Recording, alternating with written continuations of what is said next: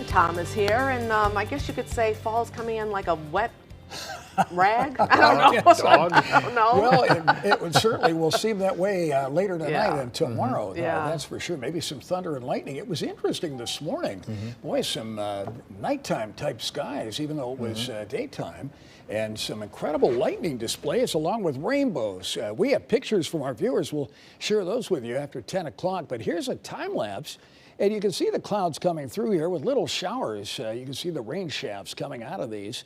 We're getting into a very unstable atmosphere. That's one in which it's cold aloft and yet warm down here at the surface. This cold air pool is right here, and what you get is these color-enhanced towering thunderstorm clouds to rotate around the cool air. Here you see it on visible imagery, and the brighter white clouds are the taller thunderstorms. No question about it, the coverage on the storms was quite scattered this morning, although there were some dramatic displays for a time. But look at the coverage on this Doppler estimate of rainfall up to the north and west of us, and as this cool air pool settles down over us, we'll get wider coverage, showers and storms. This follows a weekend that was 8 degrees warmer than last. We've now had 6 consecutive days above normal. And if our models hold true to form, we'll stay above normal every day for the next 2 weeks with 80-degree temperatures away from the lake this weekend and early next week, which is interesting because October begins on Sunday. Showery spells, though, in the short term. That's tonight, tomorrow night, Wednesday, with some thundery downpours. Let's show you where the rains are right now, and you can see the yellows and oranges, despite the late hour, indicating convection. Those are towering thunderheads, and they're forming right under the core of this cool air pool that'll be settling southward the next couple of days. Now, for the moment, we've got some showers passing through our southern suburbs. We have other ones north and west of us, but the heavier concentration is farther to the north. And here's how that's going to lay out as time goes on. This is midnight tonight. Here's the forecast by 5, approaching 6 o'clock tomorrow morning. And it looks like it could be a wet rush hour around here with some downpours and embedded thunderstorms. There's lunchtime tomorrow, actually late in the day tomorrow. It'll be raining in lunchtime. You'll see how these clusters keep rotating around here. Now, this is a rain estimate, and caution in using this. These numbers look more at the range in rainfall totals, how little there is in some areas, how much in others. That's through late tomorrow. And this particular model kicks out a couple of spots to get over 2 inches of rain. That's paralleled by some of the forecasts from some of the other models. What that says is we're going to get a wide range in rainfall, but the heavier showers may produce some local 2-inch totals by Wednesday evening when you put all the little bursts of rain together. It won't rain continuously. But by and large, we've got a mild pattern going across the country. It was 89 at St. Louis today, 85 at Kansas City, and even tonight we're at 70.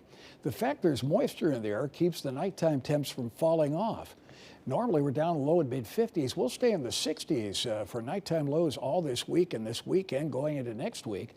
Look how much of the country is above normal. Not much cold air to look at there, though that'll be developing out in the western U.S. in the days to come. 70 degrees tonight with a humid 63-degree dew point and a 78% relative humidity.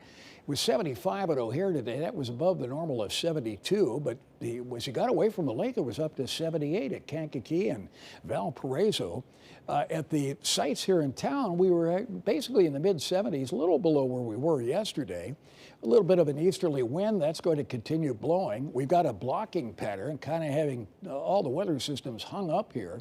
That had been expected, and that's going to continue through this week and into next week. 49% of our possible sun. Here are some of the weather bug rain totals in Pontiac, Mundelein, Flossmoor, and Matson. And yet amounts went down to a couple hundredths of an inch at the airports here in town. So that typical wide warm season variation in rain totals. And there are temperatures tonight in the vicinity of 70 degrees at many locations, 60s in other locations. Dew points in the 60s, so it's fairly humid.